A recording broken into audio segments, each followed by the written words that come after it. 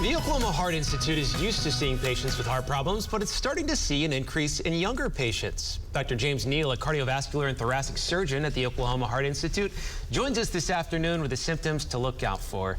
Dr. Neal, thanks for being here. Yes, sir. Thank you for having me. We appreciate it. So an article published by the AMA shows that there's been a rise in cardiovascular risk factors for younger adults across the country. When we say younger, what are we talking about here? Are we talking about 20s, 30s, 40s, or what's kind of the age range? Yeah, I think basically we're seeing a phenomenon where the kind of range is shifting downward. So what we would traditionally see, 50s, 60s, 70s, now we're seeing in your 30s and 40s, unfortunately. Okay, and what are some of those issues you see here locally in Oklahoma? Yeah, so it's a string of things with preventative measures kind of being ignored. So blood pressure, blood sugar, diet and exercise, things that we all learn when they're young and healthy and kind of don't have to pay attention to it. It turns out they matter.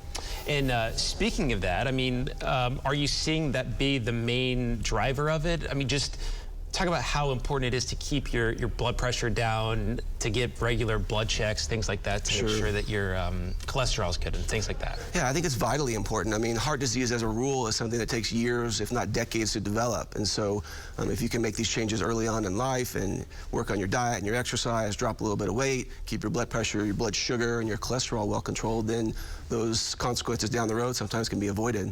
Yeah, we have a lot of viewers in our 30s and 40s. Sure.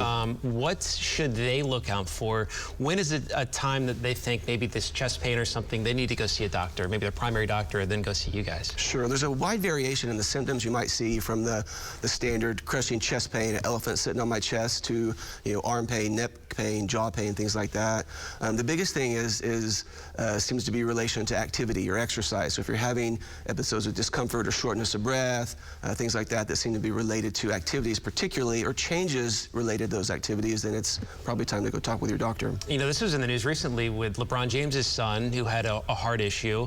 It turns out he had an undiagnosed heart defect. Do you see heart defects very much, that maybe somebody doesn't have very many symptoms and then they come into you guys? Should people be worried about that? I think a little bit. I think a lot of the pediatricians catch a lot of that pretty early on, but certainly there are some defects that don't come to light unless you're a super high-level athlete and really put your body through the paces, and then those things come to light that maybe were missed early on.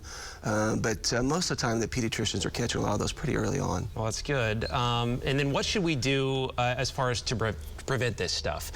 What is maybe the number one thing that you need to do just in your daily life to prevent heart issues later on? Sure, I think it's paying attention to your diet and your exercise. If you've got a little bit of extra weight to drop, work on dropping it. If you're smoking, you need to quit.